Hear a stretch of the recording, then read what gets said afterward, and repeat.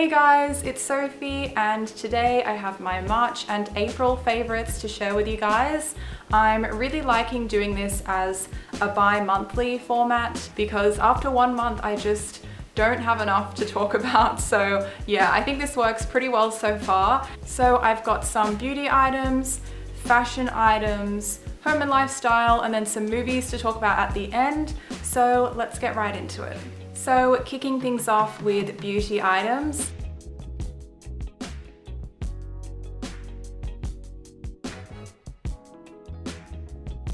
The first product I have is the Nye Translucent Face Powder, and mine is in the shade Fair.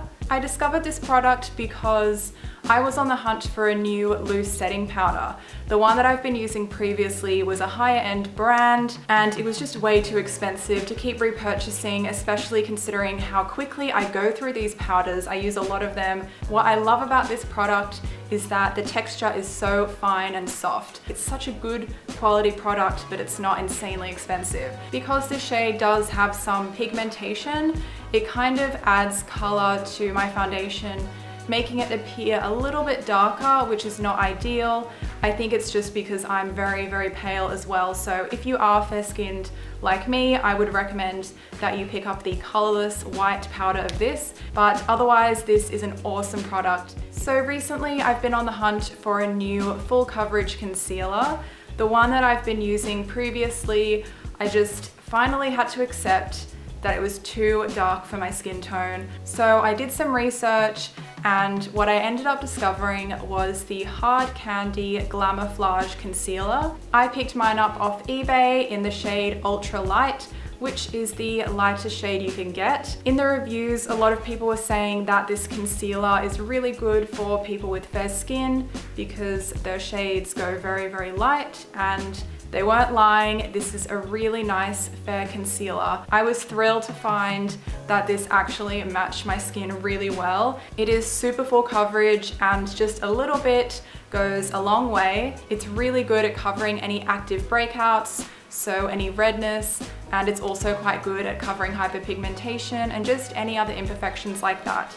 So now moving on to the fashion category, I've got these Nike Sculpt leggings. I can't hold anything black too far up into the frame because it's just going to completely throw out the exposure. They are these super fitted, high-waisted leggings, and that's actually the main thing that drew me to these leggings, was that they are so super high-waisted. I actually don't own any super high-waisted leggings, so I decided to try these out. They do really kind of smooth you out and give you a really flattering shape. I got mine in the 3/4 length because I find that the 3/4 length was just the most flattering on me for some reason. They are super tight to put on, but once you have them on, they are insanely comfortable. The next item I have, you guys are going to love this. I sort of wanted to save it to put on my Instagram before sharing it in a video, but here I am showing it to you guys anyway. It's this super cute Sailor Moon inspired backpack, and it's got these really cute little ears that kind of poke over the top. So of course it is supposed to look like a cat. This one looks like it's inspired by Artemis, who is the white cat in Sailor Moon. It's made from 100% synthetic materials. I think it's made from polyurethane. It's a convertible bag, so it's got these little rings on the side so you can wear it like a shoulder bag, or you can attach the straps like I've done at the back here, and it makes it into a backpack. My next favorite is something that you guys have already seen before. It was in my previous video, how to style pinafore dresses, and it is of course this black v-neck pinafore dress. Just as I said in the styling pinafores video, it's super stretchy, comfortable, and it's really versatile. It goes with so many different tops, and I just love finding cute dresses that still look put together, that are comfy and stretchy, and they're not too short, but then they're not too long. It's just such a nice addition to my wardrobe. Moving on to home and lifestyle products, the first favorite I have is my Fitbit One. I've actually used a Fitbit One for a couple of years, but the first one I had was like a hand-me-down, and it started to break and it wouldn't work with the app, but I finally have a new functioning one now and I've really been loving it. The reason I don't have one of the newer models is because they are all like the bracelet style, and this is going to sound really cringy, but just to be honest, I just don't think it would go with all my outfits having it in a bracelet form, although at the same time I think it looks really cool because it sort of shows off that you have a Fitbit, so it's kind of cool in that way. But I just really like this one because I just clip it onto my bra so I can basically just have it underneath my clothes all the time. Basically, a Fitbit is a pedometer. It tracks your daily steps, and your goal is to reach 10,000 steps, which is considered active and having an active day.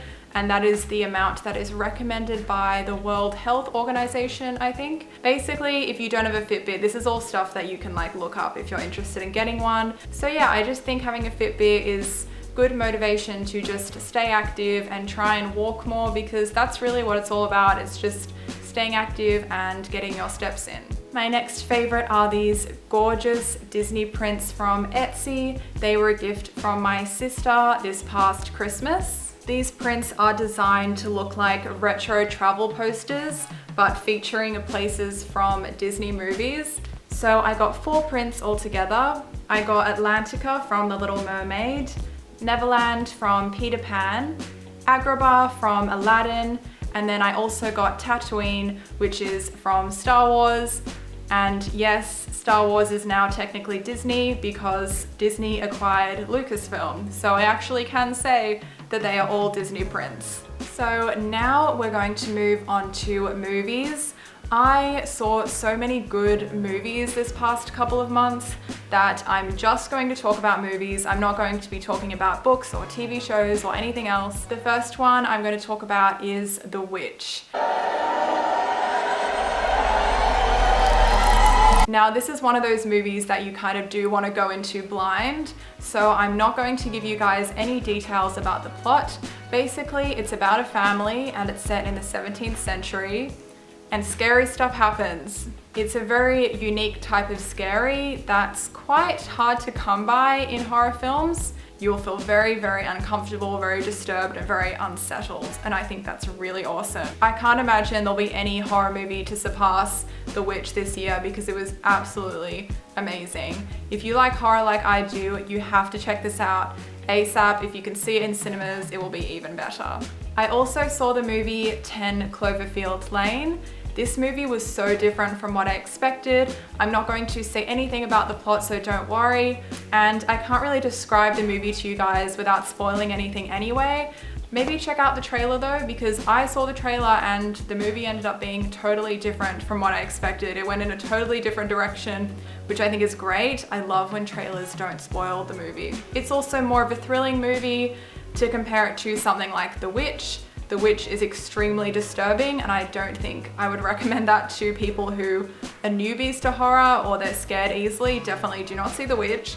But I think 10 Cloverfield is more kind of thrilling, you're on the edge of your seat, that kind of, you know, scary. So it's really, really good and a very fun movie to watch. So yeah, it gets quite intense at parts and I think you'll really like it. And the final horror movie I have to talk about is Hush. It's a home invasion horror film.